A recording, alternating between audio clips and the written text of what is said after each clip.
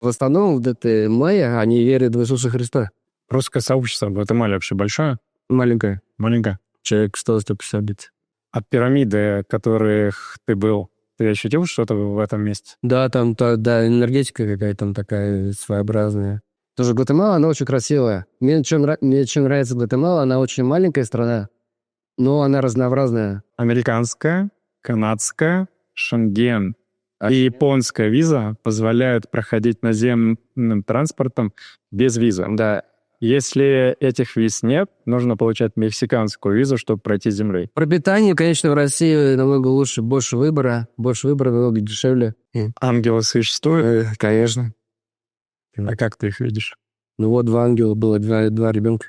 Как вообще отношения с иностранкой? Всем рекомендую латинки. О, отлично. Ты слышишь? Это зов древних земель. Латинская Америка шепчет сквозь тишину джунглей, шум океана и дыхание вулканов. Мы пройдем туда, где нет толп и банальных маршрутов. Там тебя ждут не просто фото, тебя ждет настоящее пробуждение чувств.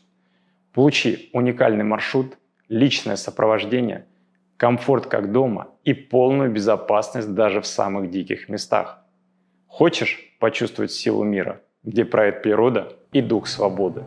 Смотри ссылку в описании и сделай первый шаг туда, где начинается приключение. Всем привет!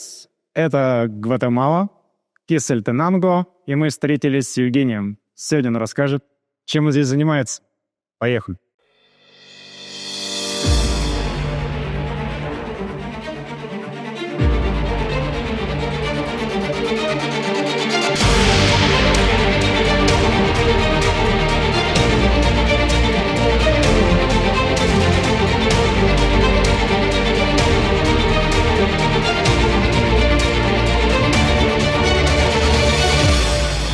Первый вопрос. Почему Кесальтенанго? Потому что климат отличный. Воздух чистый. Нет практически ни одной фабрики, которая загрязняет климат. Когда путешествую, там, допустим, иду на океан, на море, и возвращаюсь после утомительной жары, здесь, правда, это рефрескандо. Освежаюсь. Лучше, чем в России, да? Не, почему? В России тоже хорошо, да? Ну, а как вообще ты попал из России в Кесальтенанго, такой небольшой город, если сравнить с Москвой? Окей, я ездил в Коста-Рику. Сначала 1 раз поехал в Коста-Рику. Мне понравилось там. Вернулся в Москву, поработал. Вернулся и решил опять поехать в Коста-Рику на месяцок. Отдохнуть, кости погреть. Поехал в Коста-Рику, там познакомился с девчонкой. Она оказалась из Гватемалы. И закрутилась, завертелась, общались туда-сюда. И потом я вернулся в Москву и общались где-то полгода по WhatsApp. И она мне предложила, говорит, приезжай, ты в Гватемалу, тебе понравится, если нравится Коста-Рика, то тебе стопудово тебе понравится Гватемала, тоже если надо круче. Ну, я взял, приехал в Гватемалу. Это какой год был? Это был начало 2019 января, да, как раз я приехал в Гватемалу. Ну, потом с ней у нас были отношения. Ты знал испанский? Не, испанский не знал, только знал Оля Киру. Оля, por favor, una tequila, una cerveza. Вот.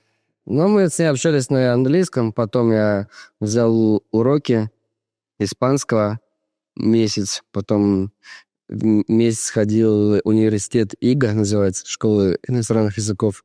Там изучал испанский месяц. У нас было в группе 2 человека, я и 1 кореец был. Он вообще там не бум-бум, не английский, ничего. Он просто сидел, глазами хлопал, либо просто спал. А это преподаватель был, там дед был, ему лет 80-70, он это кубинец. И он русский знал, немножко так бормотал. Ну, мне там помогал. Вот. Потом я с этим корейцем, его Бонг-У зовут, мой муж-друг оказался потом. Мы с ним общались так на пальцах, на жестах. Окей, но ты в Коста-Рике путешественником был просто. А в Коста-Рике, да. Не, я сейчас уже говорю про Гватемалу. Да, но я к тому, что ты познакомился с Гватемалкой, путешествие, и просто потом она тебя пригласила, погнали в Гватемалу. Да, я в Гватемале снял квартиру какое-то время. Вот. Потом обзавелся новыми знакомыми, друзьями. И время прилетело. Прилетело сколько там, 2 года, прилетело вообще вот так. А чем ты зарабатывал в течение 2 лет? Я квартиру сдавал в Москве. Вот. Через 2 года я уехал в Москву где-то на пару месяцев. Вот. Новый год, снег захотел. Ты сам из Москвы? Да, из Москвы. Из города-герой Москва. Вот, и потом вернулся. И в Гватемалу решил обратно. И все. А ты когда уезжал в Россию, ты с девушкой уезжал или один уезжал? Один. Один, то есть вы расстались? Ну да, и там уже все. Так расскажи, особенно парням, как вообще отношения с иностранкой? Всем рекомендую латинки. О, отлично. А в чем разница между... Ну, веселые, веселые, интересные, такие все на позитиве, движухи. Не знаю, прям такие без какого-то пафоса, без этого, там, как есть некоторые. Мне это надо, это. Ну, короче, там цены набивают, которые даже из себя ничего не представляют. А здесь такие они более вас... Тоже смотря какие девушки. Есть такие горячие, есть такие спокойные, кому какие нравятся. А ты не считаешь, что они преувеличивают вообще отношения мужчины и женщины с мачизмом? Ну, То есть они говорят, ой, это мачизм. вообще, я слышал только вот эту штуку, вот это слово только по телеку. Я вообще никогда ничего не говорили. Я всегда говорю, мне надо это, меня сразу зашуршали. То есть в твоих отношениях вот с Гватемалкой не было вот этого проблем каких-то? С одной было, да, вот с первой там что-то были. Да, я, допустим, говорю, там, погладь рубашку, а она говорит, я тебе что, мучачи? Вызывай мучачи, он тебе погладит. Ну, это только единственная была, остальные вообще все супер, гуд. Окей. А на следующий день ты в отношениях с кем-либо? Да. С Гватемалкой? Не мне, мексиканка. Почему переключился с Гватемалы до Мексики? Попалась такая. Попалась? В Гватемале попалась? Не, в Мексике познакомился. Мексика. Да, где-то год назад ездил в Мексику на Afterlife.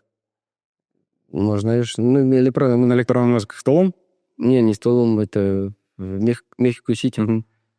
Вот, там познакомился, потом вернулся в Гватемалу, тоже общались по телефону, и я приезжал в Мексику, она приезжала ко мне, и в итоге она переехала ко мне сюда. Окей. Разница девушки гватемалки от девушки мексиканки в чем? Блин, даже не знаю. Не знаю, мексиканки как-то они более активнее, интереснее. Ну, тоже не знаю, мне такие, как мне попало. А где ты с ней знакомишься в Ростове? Где? Да когда как на улице, в баре. Вообще везде. Ну, не в библиотеке, я пойду. Где библиотек нету? Библиотеки нету? Не знаю, я ничего. Ну, в Гватемале Сити есть библиотека. Да. Замечал. Даже на центральной площади там есть библиотека, заходил. А, да? И как? Большая? Нормально, но людей не увидел читающих. Мы не такая, как в библиотеке имени Ленина в Москве. Ну, не как в Сальвадоре, да. Ты чувствуешь зов перемен?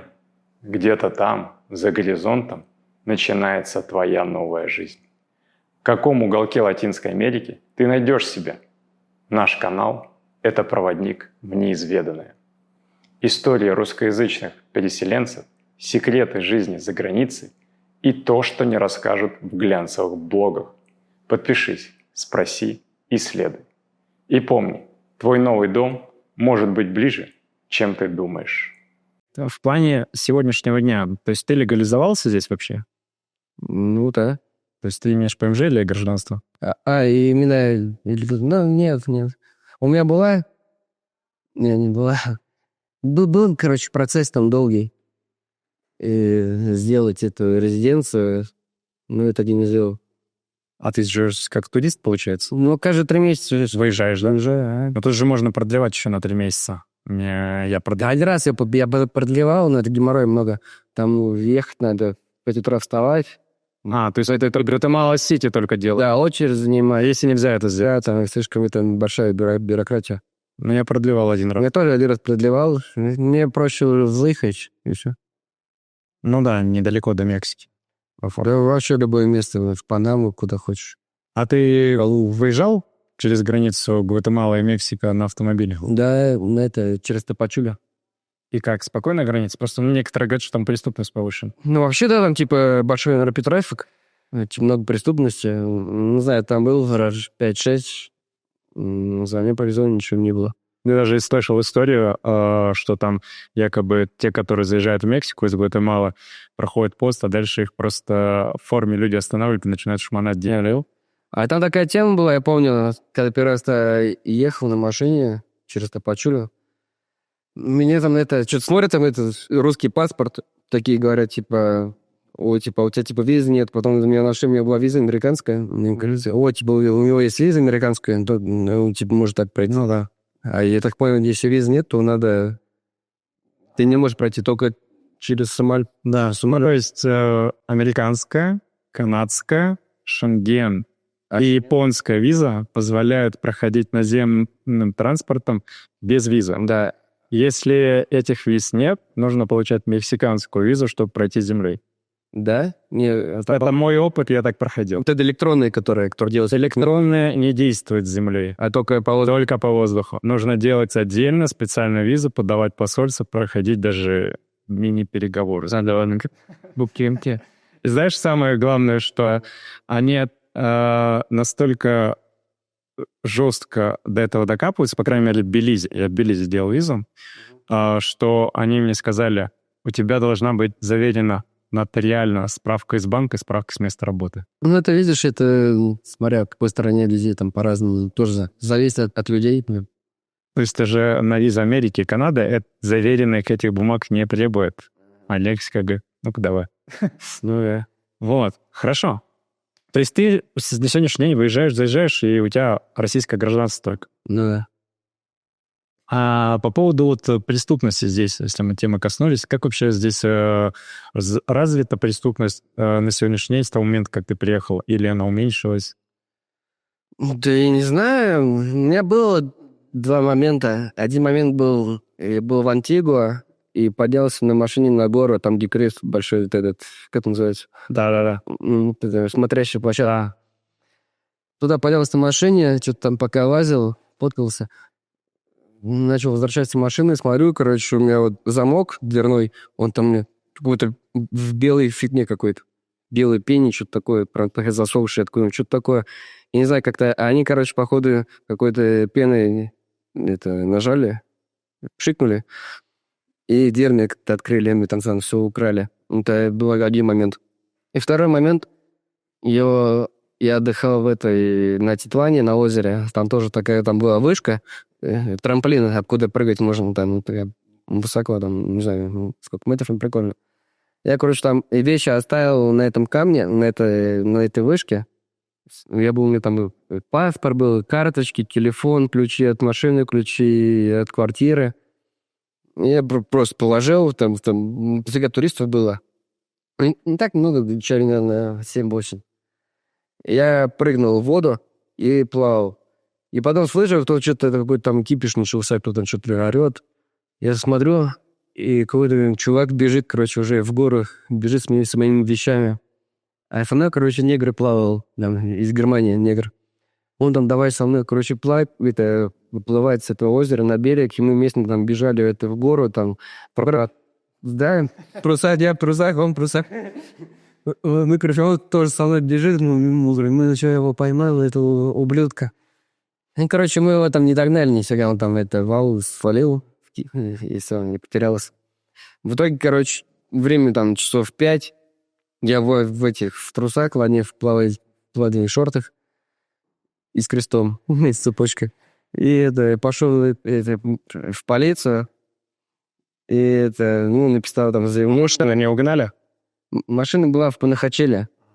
Вот. Пока мы там что-то оформляли, пока я все объяснял, в итоге там потемнело уже часов в 6-7 вечера стало, и там лодки не ходят и не отправляются в Панахачель.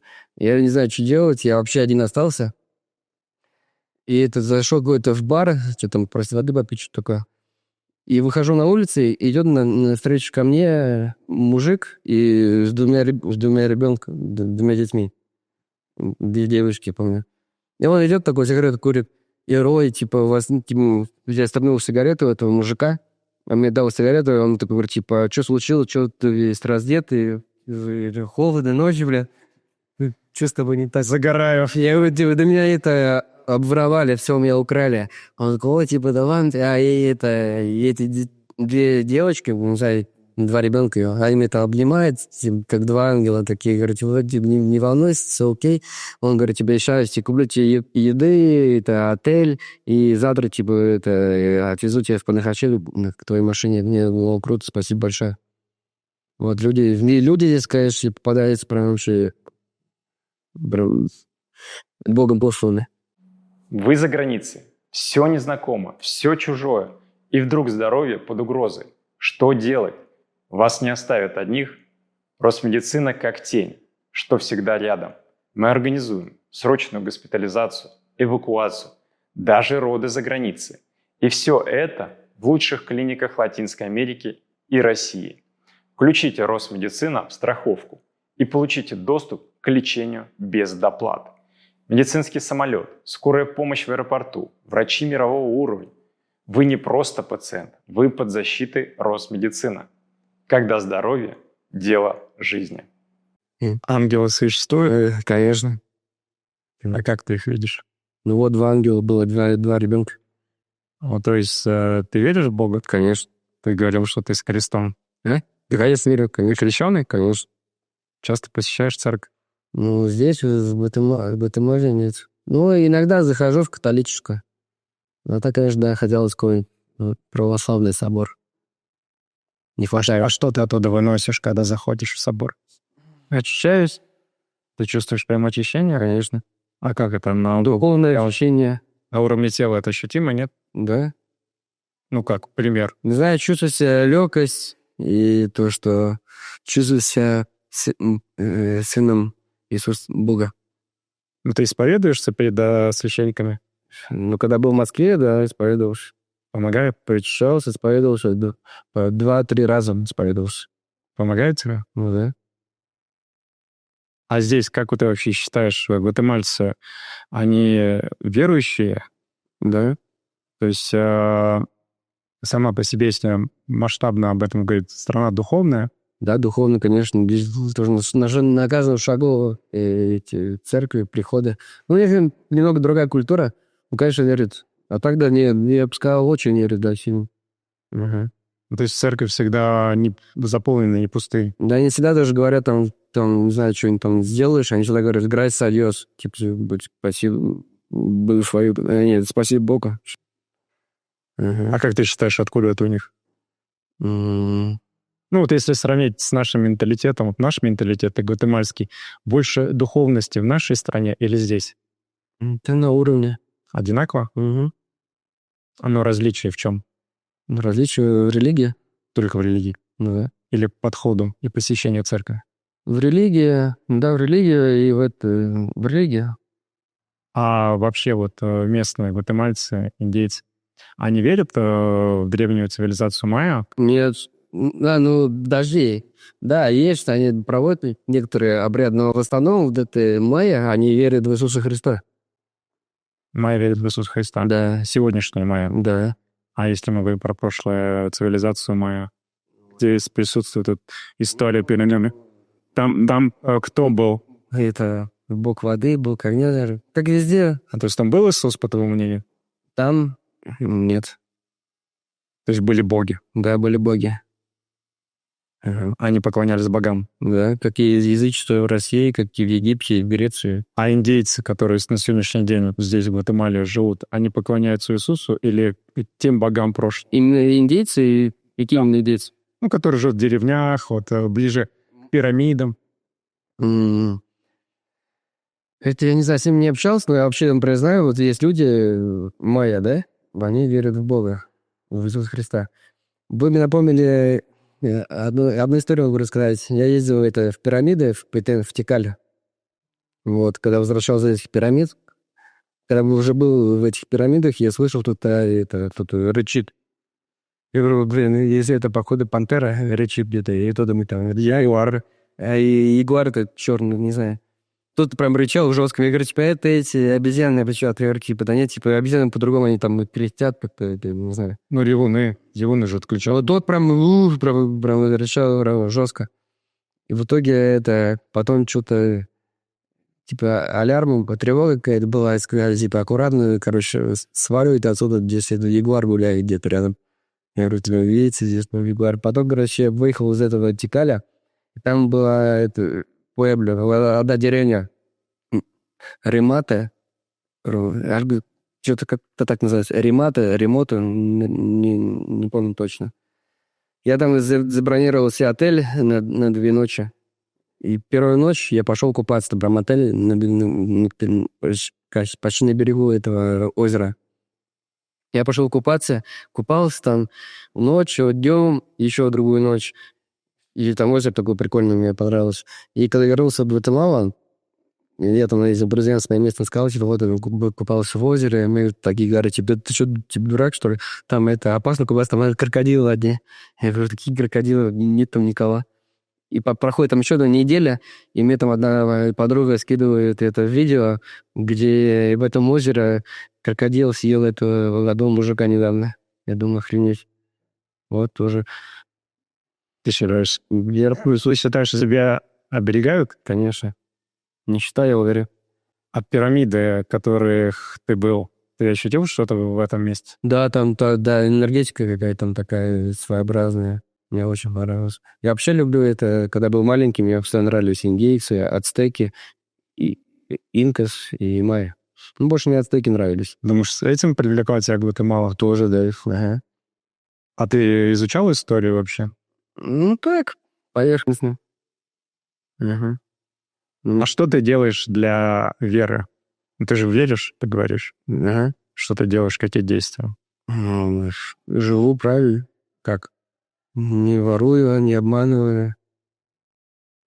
Всякие такие вещи. Ну, а в плане самого духовного развития, вот если ты говоришь, ты веришь, ты работаешь, как ты изменился с момента Москвы по сегодняшний день? Не знаю, я привык верить в Бога, и не знаю, мне как бы как воду попить. Где я сейчас? С кем встречаюсь? Что замышляю? Ты хочешь знать больше, чем открыто? Тогда тебе в наш телеграм-канал Кажан17. Здесь не просто ответы. Здесь подсказки, намеки и секреты. Следи и спрашивай. Следующая съемка уже близко. И, может быть, именно твой вопрос попадет в эфир. Все нужные ссылки в описании. Тайна зовет. Что ты скажешь про медицину в Гватемале? Вообще здесь и качественная медицина сравнить с Москвой? Нет. А где ты лечишься? В Москве, конечно, лучше. А лечишься где сам?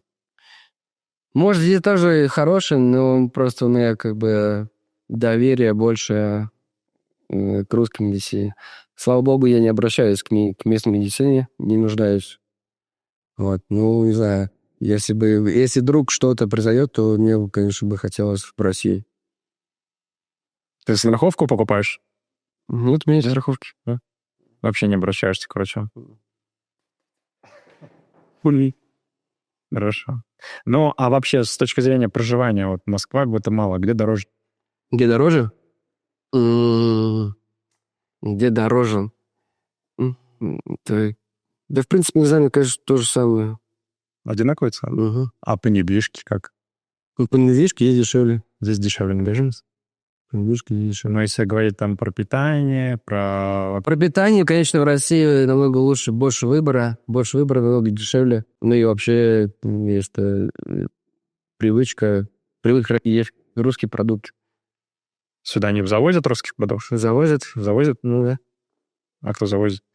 Завозят одна девчонка русская. А, ну то есть частное лицо. Да. Не компания, как... Не, она это из Майами привозит. Из Майами.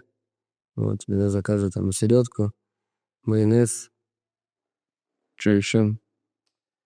Ну, какие мелкие продукты. Ну, ты нам не рассказал главное. Ты на сегодняшний день вообще также зарабатываешь себе на жизнь арендой квартиры? Или у тебя какой-то... Да, аренда квартиры, и езжу в Майами, покупаю там некоторые продукты. В Майами, Мексику, и здесь реализую. То есть, ну, работаешь, как бы, на себя. Да, да, да. Работаю. Работаю. А что за продукт, к примеру? Ну, там одежда. Одежда? Ага. Есть спрос на это? Ну, да. Ну, своим друзьям, да, подаю. Какие ты здесь видишь минусы? Минусы?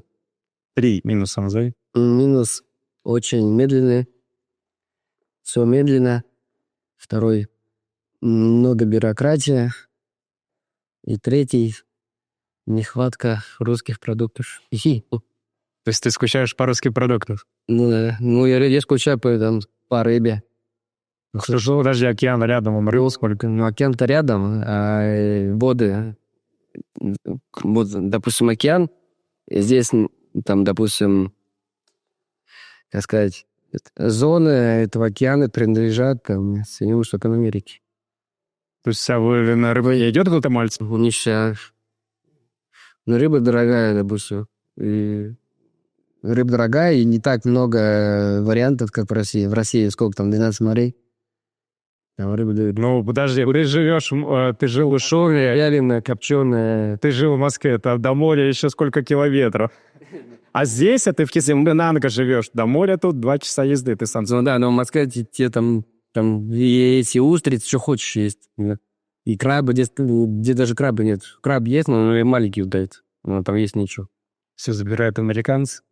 Не знаю, все, но я слышал, мне такое говорили, то, что воды принадлежат и Соединенным Штатам Америки. Это как я слышал, я не говорю точно. Ну, я то, что тоже вопрос задавал, почему, блин, океан под ногами, и рыбы нету. Где рыба? Русское сообщество в Гватемале вообще большое? Маленькая. Маленькое? Человек 100-150 бит. В Гватемалу никто не едет или почему так? Я не знаю, почему не едут. Не знаю, почему. Я знаю почему. Потому что, допустим, у меня есть друзья в Москве. Первое время, когда я жил в Гватемале, я говорю, типа, ты где? Я говорю, в Гватемале. Они там смотрят, в интернет вбивают в Гватемалу, там просто разруху показывают, там какие-то ямы там с помойками, еще что-то. Не знаю, почему они не выгружают нормальные фотки. Тоже Гватемала, она очень красивая. Мне чем нравится Гватемала, она очень маленькая страна, но она разнообразная. Есть горы, есть вулканы, есть озера, реки, тропики, джунгли, что хочешь, есть. Все есть. Самая большая страна Центральной Америки. Гватемала? Центральная Америка. Ну да. Потому что Мексика — это северная Америка. Да. Твои рекомендации для тех людей, вот тебя послушали, это все круто, латиники, и хотят в Гватемалу. Что бы ты порекомендовал? Из Гватемалы? Да. Вот они хотят попробовать себя пожить в Гватемале. В Гватемале здесь природа прекрасная. Не, ну, с точки зрения не просто природу смотреть, а как им вообще перебраться, как адаптироваться, ну, то есть как менталитет же совершенно... Ну, это от человека зависит, не знаю. Мне вот интересно там какое-то выйти это из зоны комфорта, допустим, да, где-нибудь там пожить. Не знаю, я вот жил там в Азии, жил в Тайване жил. А сколько ты там жил? В Тайване пару месяцев. Но я потом, правда, отравился и улетел. Я съел этот суп с осьминогом живым. Окей, но людям-то как адаптироваться в чужой стране, особенно в Гватемале? Где в интернете преступники... Если есть внутреннее желание, то ты адаптируешься к любой ситуации, и вообще человек привлекает к любой ситуации, правильно? Это если у тебя есть желание, ты приедешь, ты будешь жить, кайфовать, будешь искать все плюсы, будешь видеть все плюсы. Если ты не хочешь ехать куда-то, то зачем тебе ехать? Ты по-любому не адаптируешься. Правильно? Ну, человек сможет здесь найти работу? Найти работу? Смотря чем заниматься. Ну, ты сюда, когда приехал, ты по приглашению по работе приехал? Нет, я приехал сам. Я квартиру сдал, и у меня там был накоплен свой капитал. Вот. А так, если руки работают, голова работает, то все, везде продается. Везде можно найти человек работу. Замечательно. И с другой стороны, с русскими относятся очень хорошо.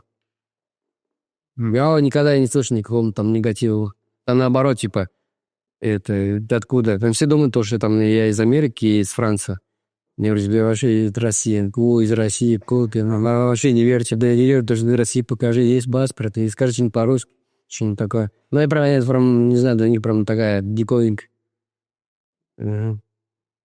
В чем смысл жизни?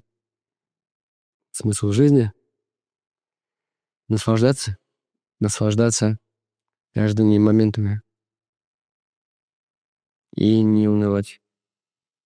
Вопросы остаются без ответов, а может, ты просто не задал их вслух? Загляни в комментарии и напиши. Возможно, именно твой вопрос откроет новую тему в следующем подкасте с теми, кто живет в Латинской Америке. Хочешь знать больше? Будь ближе. Подпишись и включи уведомления.